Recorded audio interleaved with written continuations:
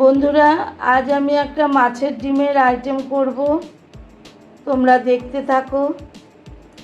আর আমি Bengali blogger আলপনা চ্যানেলে সবাইকে স্বাগত। কাছে দূরে দেশে বিদেশে যে যেখান থেকে আমার ভিডিওটি দেখছো, সবাইকে আমার অসংখ্য ধন্যবাদ, ভালোবাসা। বড়দের প্রণাম, ছোটদের অনেক ভালোবাসা। তাহলে বন্ধুরা দেখো, আমি মাছের ডিমটাকে ভেজে নেব, তোমরা দেখতে থাকো। দেখো বন্ধুরা, কড়ায় তেল দিয়ে দিয়েছি। কড়ায় তেলটা গরম হোক। আর বন্ধুরা প্লিজ ভিডিওটি দেখার আগে একটা লাইক দিয়ে দেবে।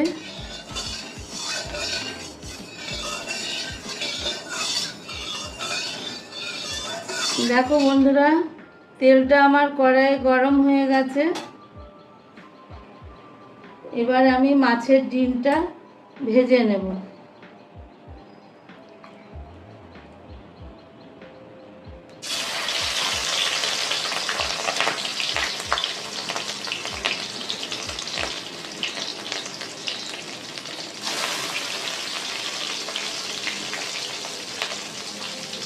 মাছের ডিমটা দিয়ে দিলাম বন্ধুরা।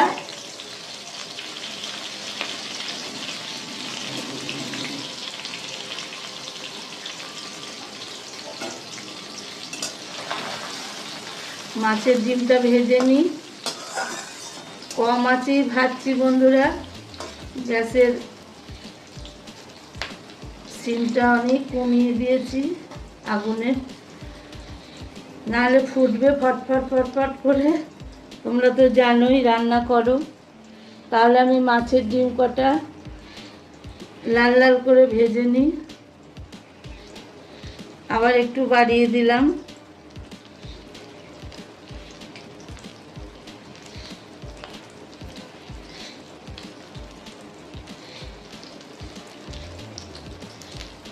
মাছের ডিমটা ভাজা হোক।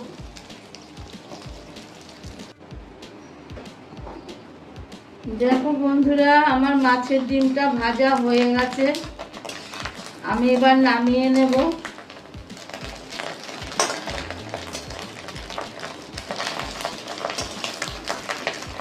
দেখো মাছের ডিমটা আমার লাল লাল করে ভাজা হয়ে গেছে।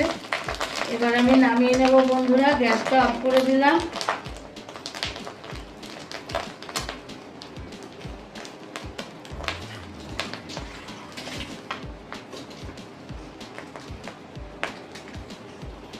তোমাদের মাছের ডিমের একটা রেসিপি দেখাবো আমি।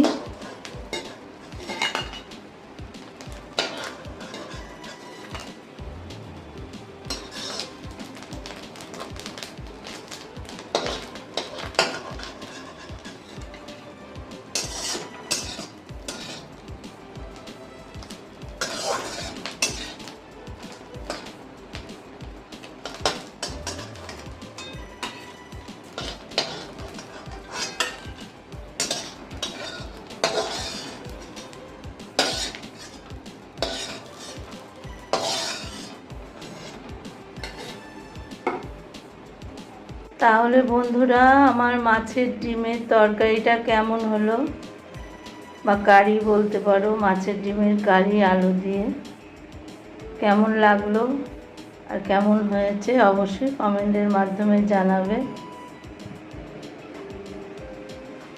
ততক্ষণ পর্যন্ত তোমরা সুস্থ থেকো, ভালো থেকো। আর আজকের মতো বিদায় জানালাম। আবার দেখা হবে কোনো রেসিপি বা ব্লগের মাধ্যমে।